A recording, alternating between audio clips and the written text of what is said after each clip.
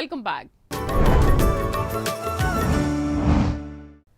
అమెరికాలో ఒక నగర మేయర్ చైనా తరఫున రహస్యంగా పనిచేస్తోందంటే నమ్మగలరా? అదే జరిగింది కాలిఫోర్నియాలో. లాస్ ఏంజల్స్కు సమీపంలో ఉన్న ఆర్కేడియా నగరంలో ఈ ఘటన జరిగింది. నగర జనాభా దాదాపు 53,000. అందులో అధిక శాతం చైనీస్ అమెరికన్లే. ఈ నగర మేయర్ ఐలిన్ వాంగ్ పైకి చూస్తే ఒక సాధారణ రాజకీయ నాయకురాలు. కానీ తెర వెనుక మాత్రం మరో పెద్ద కథ నడిపిస్తోంది. అమెరికా ఇన్వెస్టిగేషన్ ఏజెన్సీకి తెలియకుండా చైనా ప్రభుత్వం సీక్రెట్ ఏజెంట్గా అక్కడి నుంచి అందిన ఆదేశాల మేరకు న్యూస్ వెబ్సైట్ నడిపిస్తోంది. అన్ని రుజువైతే ఆమెకు దాదాపు 10 ఏళ్ల జైలు శిక్ష పడుతుంది అంటున్నారు.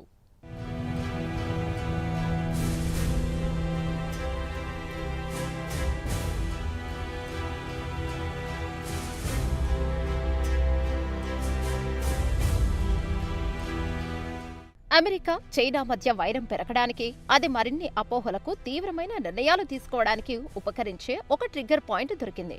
2020 చివరిలో ఐలిన్ వాంగ్ తన మాజీ సహచరుడైన యావోనింగ్ మైక్ సన్తో కలిసి యుఎస్ న్యూస్ సెంటర్ అనే వెబ్సైట్ మొదలుపెట్టింది. పేరు చూస్తే అది అమెరికన్ న్యూస్ సైట్లా అనిపిస్తోంది.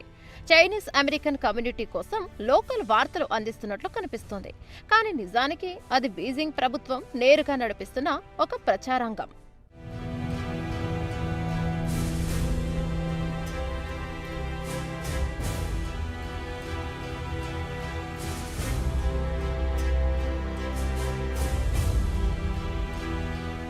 చైనా అధికారులు వీచాట్ ద్వారా వాంగ్ ముందే రాసిపెట్టిన వ్యాసాలు పంపేవారు. వాంగ్ వాటిని యథాతథంగా సైట్లో పోస్ట్ చేసి ఆ లింక్ని వారికి తిరిగి పంపేది. ఒక్కోసారి వ్యాసంలో మార్పులు చేసి అప్డేట్ చేసిన లింక్ పంపేది. ఇది అధికారి చెప్పినట్టు చేస్తున్నానని నిరూపించుకోవడానికి ఒకసారి ఐలిన్ వాంగ్ ఒక ఆర్టికల్ను 15,000 మందికి పైగా చదివారని స్క్రీన్ షాట్ తీసి పంపింది. ఆ సైట్లో ప్రచురించిన వ్యాసాలోని కంటెంట్ ఆసక్తికరంగా ఉంది. చైనాలో ఉయిగర్ ముస్లింలపై జరుగుతున్న మానవ హక్కుల ఉల్లంఘనలు తిరస్కరించే అధికారిక చైనా వ్యాసాలు ఆ వెబ్సైట్లో పోస్ట్ చేస్తారు. అంటే అమెరికన్ పౌరులకు చైనా అనుకూల అభిప్రాయాలు చేరవేయడమే లక్ష్యమన్నమాట.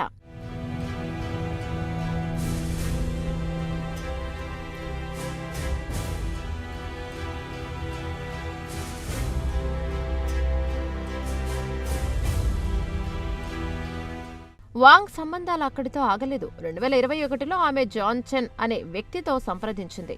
ఈ చెన్ సాధారణ వ్యక్తి కాదు. అతను చైనా ఇంటెలిజెన్స్ విభాగంలో అత్యున్నత స్థాయి సభ్యుడు. జిన్పింగ్తో నేరుగా భేటీ అయినవాడు.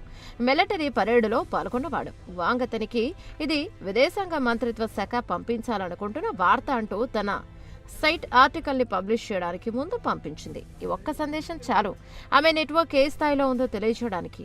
అయితే అతను people's republic of China PRC ఏజెంట్గా పనిచేస్తున్నాడని తేలడంతో ఆయనకి 20 నెలల జైలు శిక్షను విధించారు. ఇక మైక్సన్ అనే మరో వ్యక్తి ఐలిన్ వాంగ్ 2022 ఎన్నికల ప్రచారంలో క్యాంపెయిన్ ట్రెజర్గా పనిచేశాడు. అంటే వారిద్దరి రాజకీయ జీవితం మొదటి నుంచి ఈ సంబంధం కలిసి నడిచిందన్నమాట. మైక్సన్ విషయం 2025లో బయటపడి నేరం రుజువవడంతో అతను 4 ఏళ్ల జైలు శిక్షను అనుభవిస్తున్నాడు.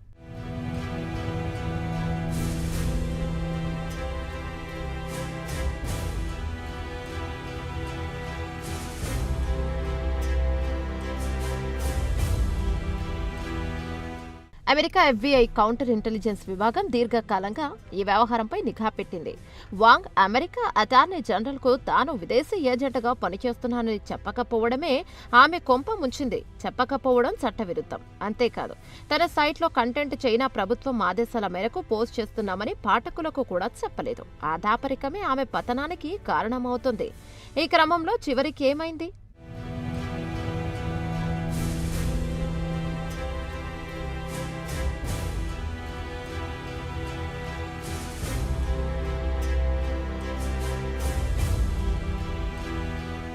ఈ నెల 11న అమెరికా న్యాయ విభాగం ఈ కేసును అధికారికంగా ప్రకటించింది. వార్త బయటకొచ్చిన గంటలోనే వాంగ్ మేయర్ పదవికి రాజీనామా చేయక తప్పలేదు. ఫెడరల్ కోర్టులో హాజరై తన నేరాన్ని అంగీకరించింది. కేసు విచారణలో ఉంది. ఆమెను అరెస్టు చేయకుండా ఉండేందుకు $25,000 డిపాజిట్ చెల్లించాలనే షరతు మీద బెయిల్ ఇచ్చారు. నేరాంగీకారం జరిగింది. కను ఐలిన్ వాంగ్కు గరిష్టంగా కూడా 10 ఏళ్ల జైలు శిక్ష పడే అవకాశం ఉంది. మొత్తానికి ఈ కేసు ద్వారా అమెరికాలో ఎన్ని దేశాల సీక్రెట్ ఏజెంట్లు ఎలాంటి నిర్వాకాలు చేస్తున్నారో ఈ ఒక్క ఉదంతంతో అర్థం చేసుకోవచ్చు. రానున్న రోజుల్లో ఎంతమంది ఇలాంటి కేసుల్లో దొరుకుతారో చూడాల్సిందే.